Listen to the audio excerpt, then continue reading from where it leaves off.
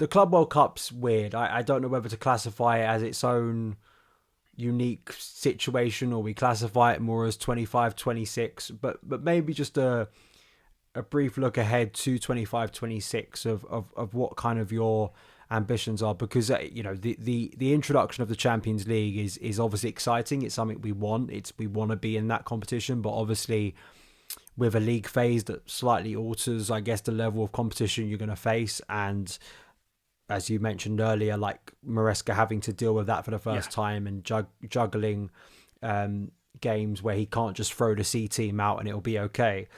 But at the same time, I think all of us would like to see at least a progression in the Premier League to a point where I put cards on the table a couple of months early. I unless we have some insane transfer window, I can't see Chelsea winning the Premier League title next year. But that doesn't mean it would be a failure of a season. I think for me, it would just be more getting closer, getting that point differential to Liverpool under 10 points, where you actually, for the first time in a long, long time, Chelsea actually look like a serious title competitor compared to what they've been. Yeah, and the point I'm going to make here, I think I've honestly been making it since the title win under Conte. So this is absolutely not context specific to Beluco. This was definitely things that was extending back into Roma's tenure here. But I just want to see us compete for the title. We haven't really been a serious contender for almost like the better part of a decade now. It feels weird to say that it's, almost 8, whatever it is in terms of time period, where we have been a serious player in the title race. And I agree with you. I would be obviously delighted, but also surprised if Chelsea won the title next season, because you're right, we're going to have to absolutely nail the transfer window. We're going to have to see some ridiculous growth in some players year on year. Esteval probably is going to have to be Messi, in terms of we're going to have the perfect storm. And, it hasn't quite happened like that for Chelsea in recent years, where we've been able to completely nail things. I personally say, for me, it's like an 80-point target in terms of, points sort of total. I think City will be better next year. I think Liverpool are a good team. I don't think they're outstanding. I just think that they're at the forefront of where football's headed. They don't make mistakes. They've got athletic players in the team. They've got a freak of nature who scores 1 billion goals and gets 1 billion assists. They work perfectly as a team. They've got one of the best centre halves in modern Premier League football. Great goalkeeper. They've got a good spotlight. They're really a really, really good side. They're not a worldy team. You can think back to the late 2000s, like United with like Tevez, Ronaldo, Rooney, and Chelsea with all the players we had, and even Liverpool back then with the sort of players they had. I don't think it's that quite level of talent, but they're at the sort of vanguard of where football's heading in terms of style of play, in terms of tactics, in terms of what they're doing, how they adjust post-Trent, how they adjust with some players going, that sort of stuff is there. What I would love to see, and I think what I really do care about the next season is how close are we to do it, and not just that, like are we a genuine contender? Because I don't really want to turn this into an Arsenal bashing session, but I mean you've got a team that finished a handful of points ahead of us this season who are acting like they finished within 2 points of Liverpool and were hard done by, and lost the league title in the last game of the season. Not that Liverpool have been on the beach for almost the better part of 6 weeks in terms of league. So I don't want them in a position. Well, even sorry to interrupt, but even before then, right. I mean, we didn't have a title race this year. Let's just be frank. Like in January and February, the title race was done. Like that. Yeah. That's the thing. There wasn't. Even like in the title wins we've had, where we've been a little bit more dominant, there was at least some form of a title race, like with Spurs, with Pochettino. That got a little bit hairy in the spring, if I remember, under Conte. Man City under Pellegrini were chasing us a little bit. Like this one, there was literally no title race. It was kind of nothing happening. It was nothing happening, and that's what made the league quite weird this year. Yeah, I completely agree, and I think if I was to sum up what I really want to, I just want to see this team be consistent, because from week to week, we can go and have a phenomenal performance against some team, turn up, play incredibly well, and then the next game, there's just this flatness throughout the team, and I'm beyond the realms of trying to explain it and rationalize it in my head in terms of how this sort of stuff here. So, you look at this season. If we beat Ipswich twice, we come second. And that's not me being ungrateful. That's me probably saying like we should probably beat Ipswich twice. So there are things that I think you look at in terms of inconsistencies, in terms of just some of that dip that we see in performance levels. I want to see consistency, and I would love to see the team go above that 80-point mark. I think that for me will be a real mark of progress, particularly handling that 2-3 game a week cycle, because first half of this season, I mean, we could honestly have put our under eights out against some of these teams. And to be honest with you, I don't actually think I could give you 5 of the teams who played in the Conference League before sort of the knockout phase of it.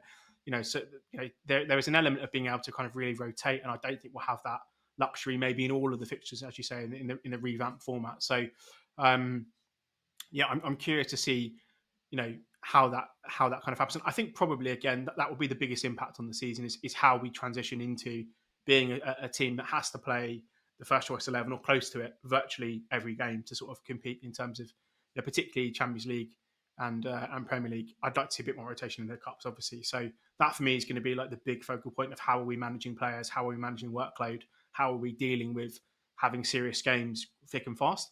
But above 80 points, I'd love to be in a title race, not just Arsenal peering in from 5 miles away, thinking that they've achieved something coming second. That's not really the goal. So 80 points in a title race, and just see a little bit more consistency and a bit more maturity from the team. Yeah, I think that's a fair, again, a fair assessment. I don't think that's being unrealistic, being ungrateful, and I think certainly that probably is and should be the aim, right? I think the aim should be competing and getting that muscle memory of playing in the Champions League, because it's always. That's the way it is. Like, there's no. I know people will probably moan about it, of like the draw we get or the fixture list we get, but like that's. If you want to be a serious team, you're going to have to deal with that. Like, there's no getting around it. If you're doing well in both of those and you have a hectic schedule, I think it's a good thing. It's not a negative thing. It shows that you're competing on serious fronts. So I think obviously there'll be some form of a learning curve. But if we do well in the transfer window or do shrewd things in the transfer window, hopefully there's enough depth there that Maresca gives some leeway, right, to Enzo Maresca. He doesn't have to play, because I look at a player like Josh Achimpong, for instance, and I think, okay, can he progress from where he was this season, where he's not just kind of a fringe youth player who gets a few minutes, actually becomes more of a squad option where you can play him at centre back, you can play him at right back, you can even shift him into midfield, and see what happens there. Like I that's kind of my hope, is that in the modern game where you just naturally need a bigger squad because the demands on football is just it's just never ending. Like you can't as much as I love Jose, like you can't do the 14 squad thing anymore. Like it just doesn't work. Like the players will either completely lose energy halfway through the season, or they'll get injured. So that again directly links to a transfer window that needs to be spot on. Out of 10, I know this might seem a bit binary, but it's like, out of 10, how would you rate 24, 25 to wrap up here? This may seem a peculiar score, because I think, as I say, I've been, certainly the second half of the season, being quite vocal about how much I've just not remotely enjoyed watching Chelsea and just the association of it. But football is funny in that, I mean, thinking to individual games here, like one moment can change and define an entire season and the entire perception of it. And yes, like the analyst in me and sort of the data guy in my day-to-day job is like, let's look at the season as a whole and let's evaluating like it doesn't really matter. Football doesn't really work like that. As much as I say, I'm not really hounding on XG here, but I mean, you could win on XG, but if you've got somebody who scores from 45 yards out, it doesn't really matter. You've lost 1-0, somebody scored a worldie, that's football. And I think the way that it's probably a 9 out of 10, I'd say. And that may seem incredibly high. As I say, I'm being very vocal about how just disappointed I am. But and the reason I say 9 is because, the Champions League getting back in there, as much as saying like, oh, we got fourth, and it's very kind of Arsenal 10 years ago to be like fourth is a trophy, whatever it might be. For the development of the football club, for the development of the players, for the future trajectory, for the players that we can sign, everything that we want to do, getting in the Champions League was such an absolutely immense prerequisite that and in and of itself, regardless of the style of play, regardless of how we got there, of how much I didn't enjoy certain players or certain moments or certain games, the fact that that was achieved already made it an 8 out of 10 for the season, regardless of, we could have come in, I don't know, like Tottenham, we could have finished 17th and won the Europa League and got I still would have given it an incredibly high score, because that for me was the main aim. The additional point is for the Conference League, because again, to your point, we are football fans because, those sorts of moments, watching your team win trophies, watching all of those academy players on the pitch after, Levi being central, Reece being central, like seeing all of these players that, and to be honest, a lot of them that I've given a lot of crap to over the season, turn up in that second half and really start looking like Chelsea players and putting in a performance, and just that camaraderie, that the interviews after the game, the whole perspective, like Maresca, like turning into like peak Mourinho with some of his comments, like that feeling after that game in that second half just completely dissolved really the majority of what I felt for the season. So the reason it's not a 10 is I really wish we'd have done a bit better in the cups. And I know that that's such a pedantic thing to say in light of what I've just said there, but the fact that we went out of them so early, considering we take them seriously, they are quite a sort of heritage thing. They are, for me, opportunities to give some of the younger guys, starts and certainly opportunities. Spoke about Josh Achampong a little bit earlier. So not quite the perfect season, but as I say, that score for me comes from what the fourth place finish entails this club to do. What we can't do now is take a step backwards and finish 6th or 7th next season and have an absolute disaster. This is to say, this has to be considered for all the ups and downs, for the first half, second half narrative of the season, the dips and all that sort of stuff there. The way that they finished, the Forest performance, the United performance, the Betis performance, this has to be the launchpad for this group of players now. They have to your point, they have to go and get the right players in the summer. I know it's hard. I know it's difficult to find the right striker, and I know that there are going to be problem positions and all this sort of stuff here. We have to go and get the right players, and then next season it has to improve. It has to kick on again. We've got to this point now. I would have liked to have been there 2 seasons ago in terms of being back in the Champions League, in terms of having a more of a settled squad, being a slightly better baseline position. It's taken a bit longer than I would have wanted. Now that we've got that baseline in place, next season we have to accelerate now. We've got to put the foot on the accelerator.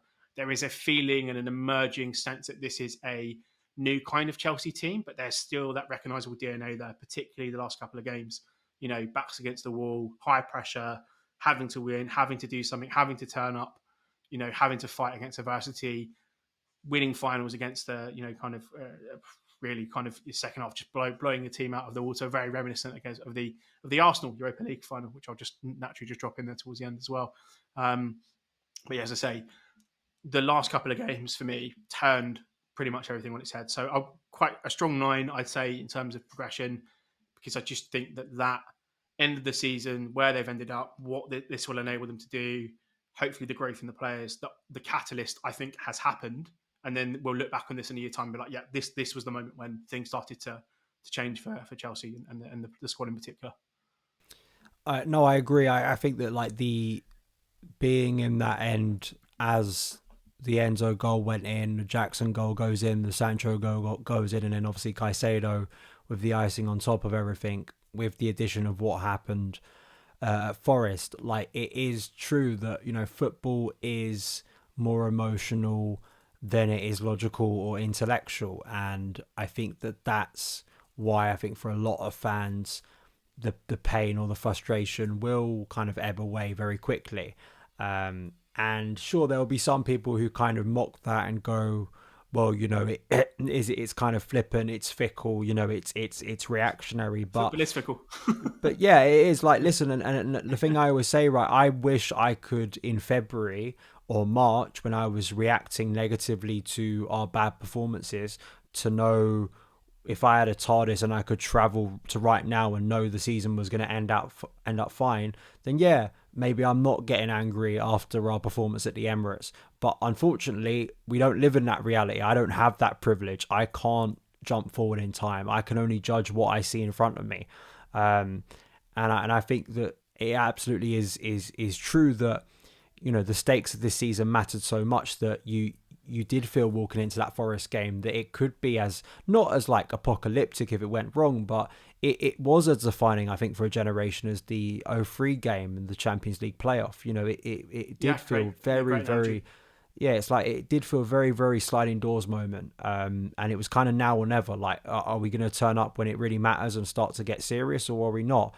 And I don't just finally one question, because it was just something that came to mind when reflecting on Roclaw, is that it kind of, to me, and this is more, I guess, hope than actually like factual. To me, I kind of feel and wonder if this is the end, hopefully, the end point of a chapter in Chelsea's recent history, that kind of starts after the Club World Cup in 2022. But you can kind of argue it's when the sanctions hit, right, or when we find out that Roman's selling the club, to now, right, which has been filled with frustration, filled with a lot of chaos, filled with a lot of, disconnect from fans or confusion with fans. And I wonder if that's a fair chapter to look at, because I think for some people it might seem a little bit messy because I'm including the end of one era and talking about a different era. But to me, that's one thing that hit me, as the team lifted that trophy on Wednesday. It felt to me like an endpoint of not a great era, but and in some ways that's a good thing, and hopefully the turning of a page into a more positive one. Yeah, it's a really perceptive point there. I think you're right. You can attribute I think a lot of I guess, dislike. I want to say maybe dislike is too strong a word, but certainly the lack of connection with the club, the sort of the dissolving of that relationship. I mean, Chelsea fans will forever have an unbelievable relationship with Abramovich and everything that was won under that era. I think the rational perspective towards the end of the Abramovich era was that things were getting a little bit stale, that we hadn't won a league title for a period of time, and that we were, obviously still capable of pulling out an insane trophy win, Porto, obviously with the Champions League and things of that nature to kind of bolster that. But moving from Roman to, I think the best way to put this is I really thought that Blueco and Clear Lake were going to be like incredible from day one. That they had this wonderful plan. That they were certainly better than some of the alternative options. I mean, I look at what Jim Ratcliffe's doing at United and just think how miserable that would be to be in that position. Now firing the tea lady and the lady brings around cake. I mean, there is as you say, a sliding doors moment where we are in an even worse position than what we are in now. And I think maybe that level of expectation, the narrative that came in with, doing things differently and being more modern and all the perspectives that they brought, the way that it sort of transpired and what happened thereafter, I just think was very disappointing. And I think that disconnection started from almost a bit of cognitive dissonance with what we were hearing and what we were seeing. There was lots of briefings and we're doing so well. And we're 12th. We're doing absolutely nothing. I think that probably was where some of the disconnect happened. And it has probably kind of festered a bit over time. Pochettino, there was the thing getting a Spurs manager in and all this sort of stuff here. Probably ended the season fairly positive, I would say, certainly with match-going fans and an element there. There was definitely a bit of a resurgence at the back end of last season. Maresca, rightly or wrongly, probably judged on the fact that he was a championship manager. The comparisons with Leicester, there was very clear parallels, I think, with their season last year, starting off incredible, dropping away. Like there was loads of things in there where you're thinking, like, what on earth is going on at the club here? But the but will always do the heavy part of the lifting in this particular sentence here. Chelsea fans, I think, always want to and probably always have done. And you can go back to when I was like an actual kid in the 90s. So many ex-Chelsea players have incredible memories of the fans, have such a positive connection with the club. Going back to the Petrescu, whose daughter's named Chelsea, and Hasselbank. Like, there are players from Zola, like Dennis Wise, my childhood, that's Ruud Gullit, just absolutely love Chelsea and have loved everything about it. We have always had a really strong relationship with players, particularly even in tougher times, in the 80s, way before I was born. And I think what we saw the last couple of games, particularly, I mean, that away end looked insane at Forest in terms of the atmosphere, in terms of how the players are reacting, in terms of the interaction with the fans. And then you see the celebrations in Poland after the final whistle, during the game, during the second half. Like the last couple of weeks, there has been a definite turning point. And it may be that Reece James is back. It may be that fans are recognising more of what they want to see out of the team, in terms of performance levels, that they've actually done some tough things, been to tough places, actually overcome some things, that there is a bit of a maturation of the squad. Levi Colwill, I'm just going to go back to him, certain players have just really come to the fore. And I think now to sort of round this out, the closing of the chapter, sort of turning over the new leaf, that trophy win, the Champions League kind of finish, and I just think just the positive way that this season has concluded, and it's overwhelmingly positive. I mean, I say this as somebody who was more pessimistic than most about this club and the season that we were having. I am overwhelmingly positive about the direction going into next year. It will all change when we start signing all these random players that nobody's heard of. But for the time being, at least, overwhelmingly positive about where this season is finished.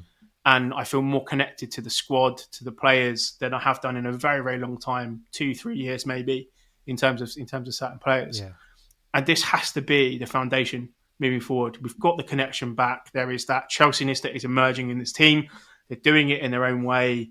They've got that sort of core DNA. They've got that sort of same feeling. They've won the trophy. They've overcome the odds. They've done the difficult thing. They've won the tricky match. They've had their Jesper Kroenke moment, against Liverpool to sort of get us into the Champions League. They've had that little changing point now, and now it's about building on it. You can see the reaction of the players. Like, there is a genuine desire to do well for the shirt, which I don't think I've always seen with this group in certain players. I think sometimes there's a petulance, there's a stupidity in some of the way, and that I think irritates people in terms of how some of the squad has come across this season. But the last couple of weeks, there has been a light bulb moment, a bit of a switch has flicked, and you can see now, particularly as I always say, I think particularly guys who go to away games, they're a very good barometer of the relationship between the players and the club, and seeing the people in the away end, not say the away end, wasn't away end, but seeing it in the end in Poland, in Wrocław, the reaction of people, the faces, the interaction with the players, just that celebration at the end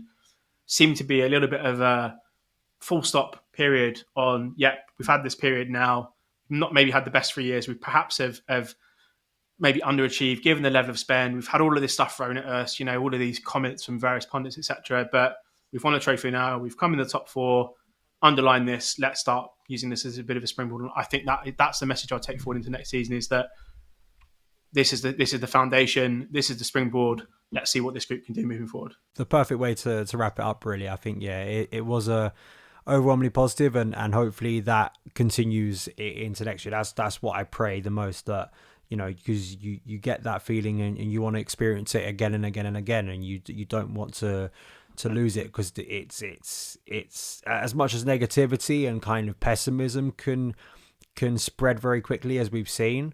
The reverse is very true as well, and that's the thing in a bottle that's kind of, it's priceless, right? Like, it's and it's something that we hope can only continue and grow, because you want to, when we do these chats, I want them to be like this more than kind of it's crisis so much more point. fun, mate, honestly. It's so much more fun coming on, being positive, like actually enjoying to talk about Chelsea, rather than coming on and just being absolutely depressed about the situation, what's going on. It's such a much more, I think it's more fun to listen to. It's a much more fun experience. I can completely agree. Yeah.